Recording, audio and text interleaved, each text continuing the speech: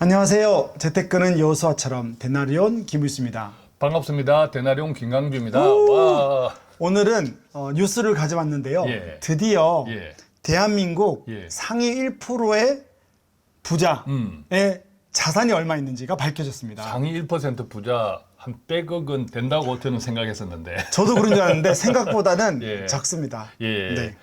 우선 순자산 규모가 우리가 뉴스를 같이 봤는데 깜짝 놀랐어요. 그죠? 네. 상위 1% 순자산 규모가 크지 않았어요. 네, 순자산이 29억 정도는 넘어야 된다고 합니다. 예. 상위 1%가 29억 원 정도면 사실 서울에서 강남에 집 한 채 가지고 있으면 이 정도는 되잖아요. 네, 빚만 없다면. 그렇죠. 그죠? 네, 그래서 의외로 상위 1%가 가진 평균 자산이 생각보다 크지 않았다. 네. 그러면 역으로 이야기하면 나도 잘하면 상위 1%가 될 수 있겠네. 이런 생각도 들더라고요. 그래도 우린 강남에 안 사니까. 예. 자, 그런데 이 상위 1%의 자산 30억 정도, 29억 정도인데 이분들이 특징이 있더라고요. 놀라운 비밀. 아, 그렇구나. 29억을 이야기하면 우리 마음이 상하는데 예. 대표님은 이 기사를 통해서 예. 놀라운 비밀 몇 가지를 예. 찾아내는군요. 네. 그리고 상위 1%니까 99%가 아니라는 뜻이잖아요. 네. 절대 다수는 네. 이분들만큼 이런 자산을 가지고 있지 않아.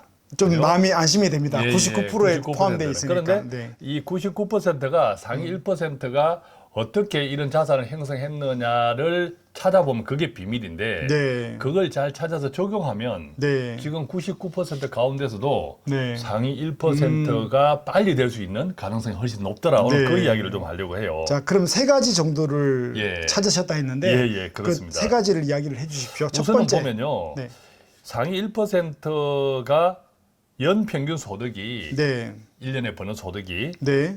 2억 1,571만 원이에요. 아, 여기부터 또 우리 약 2억 원 정도. 마음이 힘들 수 그렇죠. 있겠죠. 네. 연봉 2억 원이 넘으니까 일단 평균입니다. 네, 네, 네. 네. 평균.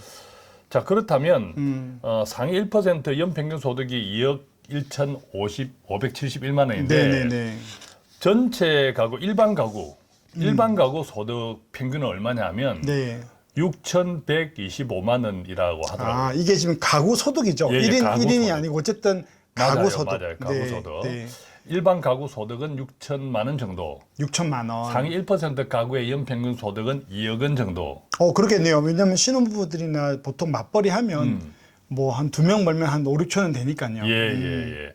그런데 일반 가구 소득 6천만 원과 1%의 연평균 가구 소득 2억 원 정도의 비율을 보면 네. 한 3.5배가 나와요. 아, 일반 가구 소득이 6천으로 잡고 예. 아까 그 상위 1% 연평균 소득이 2억 천 정도니까 예.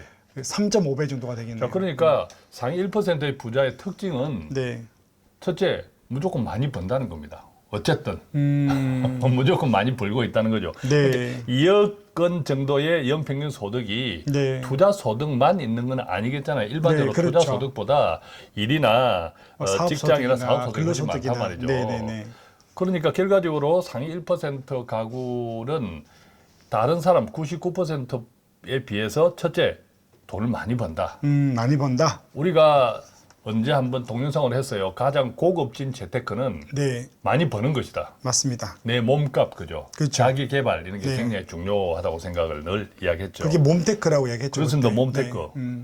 그게 지금 첫 번째로 증명된 거예요. 아, 여기도 뭐 투자 한 방이나 뭐 이런 개념이 아니고 것이 아니라. 어쨌든 일하는 자기 일이 중심이네요. 맞습니다. 네. 또 이 가구주의 상위 1%의 가구주의 평균 나이가 63.5세더라고요. 아, 이것도 위로가 되네요. 맞아요. 네. 그러니까 이 결과적으로 일확천금이 되는 것이 아니라 오랜 기간 동안 꾸준히 많이 벌려고 노력하고 네. 자, 이런 것들이 누적되면서 지금의 상위 1%가 되었다. 네. 이게 굉장히 중요하다. 하나님의 성실. 네. 두 번째 중요한 것은요.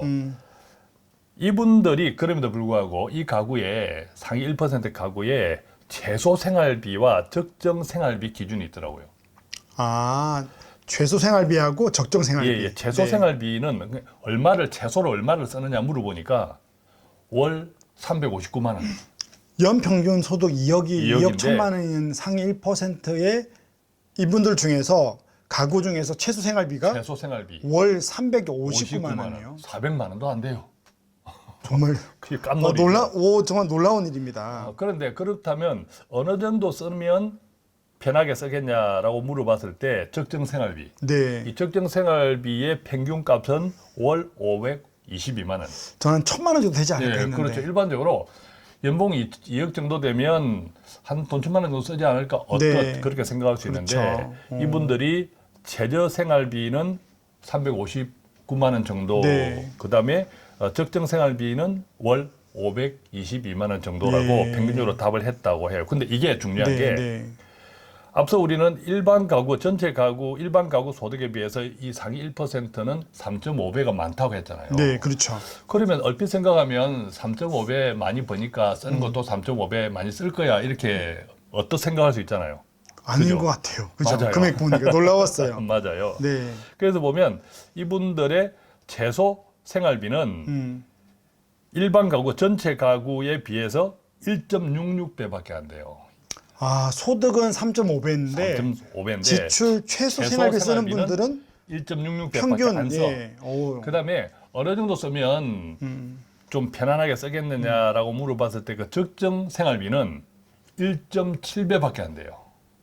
생각보다 소득에 그렇죠. 비해서 지출이 많지는 않네요. 예, 그러니까 앞에서 우리가 이야기했지만 가장 고급진 재테크는 많이 버는 것이다. 몸테크. 몸테크. 네. 두 번째는 많이 벌면 뭐예요? 그거보다 많이 써버리면. 아, 이거 예전에 했습니다. 짠테크. 예, 짠 테크. 아끼는 거. 소득 관리, 네, 네, 지출 관리, 지출 그거죠? 관리죠. 그러니까 소비 성향, 네. 소비 성향을 높이면 안 되고, 네, 네. 자, 이런 것들이 여기서 증명이 되는 거죠. 오, 그러네요. 그렇죠.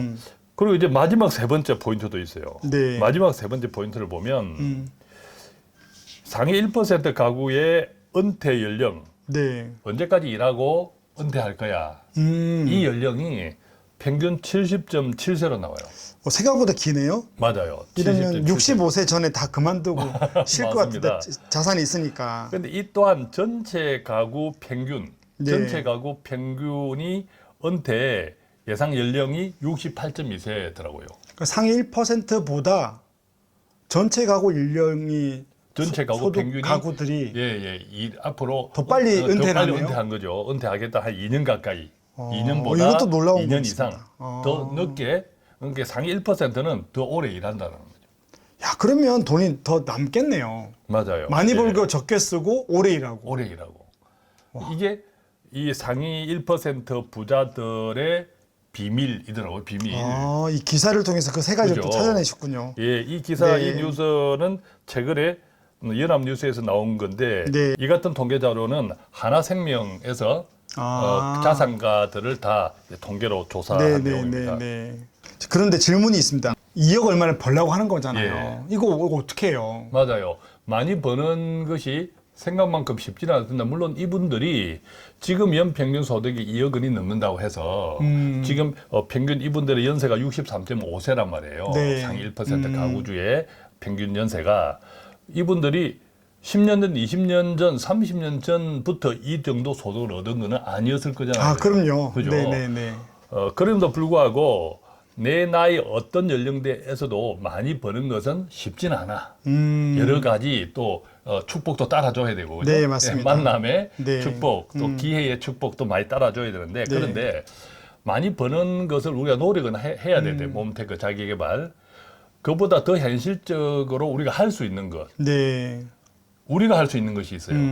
우리가 할 수 있는 일이죠. 좋아서 일을 하고 맞아요. 기쁜 일을 하고. 지출 관리. 네, 그리고 돈을 아끼는 거죠. 맞아, 지출 관리는 우리가 할 수 있잖아요. 네, 아, 이번은 할 수 있다. 맞아요. 지출 관리 할 수 있는데 그 지출 관리의 핵심이 즉 이분들은 많이 버는데 일반 가구보다 적게 쓰잖아요. 네. 그 비율로 보면 그렇게 할 수 있는 비결 중에 하나는 지출 관리인데 그 지출 관리도 무조건 내가 욕망을 억누르면서 하는 것도 오래 못 가잖아요. 맞습니다. 예, 그랬을 때 내가 하는 일, 직업이 굉장히 중요할 것 같아요.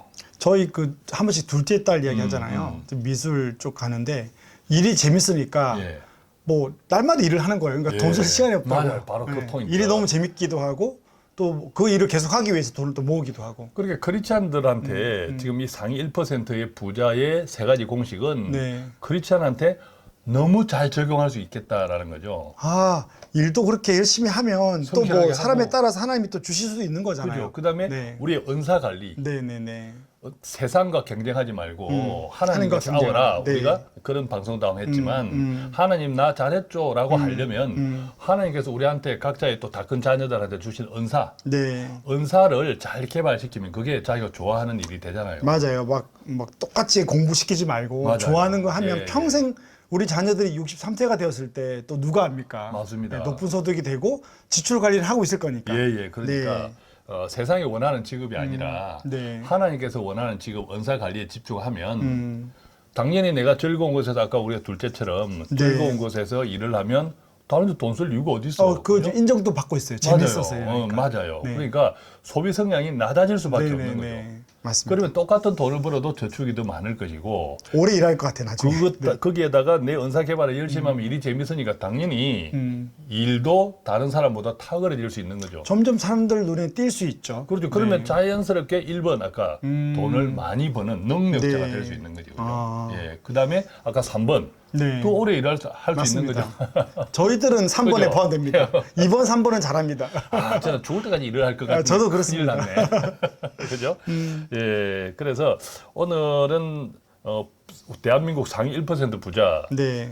이분들의 특징을 가지고 우리한테 어떻게 적용하면 좋을지, 특히 크리스찬들. 네. 그랬을 때 너무 크리스찬들한테는 이것을 잘 이해하고 적용하면 내 다 큰 자녀들, 네. 특히 뭐 어린 자녀들 다 포함해서 좀 오래 기다려주고 믿어주고 하나님의 은사를 발견하는데 같이 노력하고 네. 예, 그렇게 해 나가면 네. 상위 1%는 크리스찬들이 가장 쉽게 도달할 수 있는 현실인 것 같다라고 생각을 해요. 그죠? 네. 오늘 놀라운 비밀, 상위 1%의 자산이 29억이라는 뉴스를 보여드렸는데, 전 사실은 이 기사를 처음 가져왔을 때, 뭐야, 우리를 약 올려? 이렇게 했는데, 생각보다 이 안에 비밀들이 많고, 예. 우리 크리스천들은 또 일반 기사를 가지고도 하나님이 우리에게 주신 것들을 찾아내는 것들, 오늘 세 가지를 이야기했으니까, 우리 모든 식구들이 세 가지를 가지고 나중에 아름다운 부자가 되기를 소망합니다. 저희는 여기서 마치겠습니다. 감사합니다. 고맙습니다.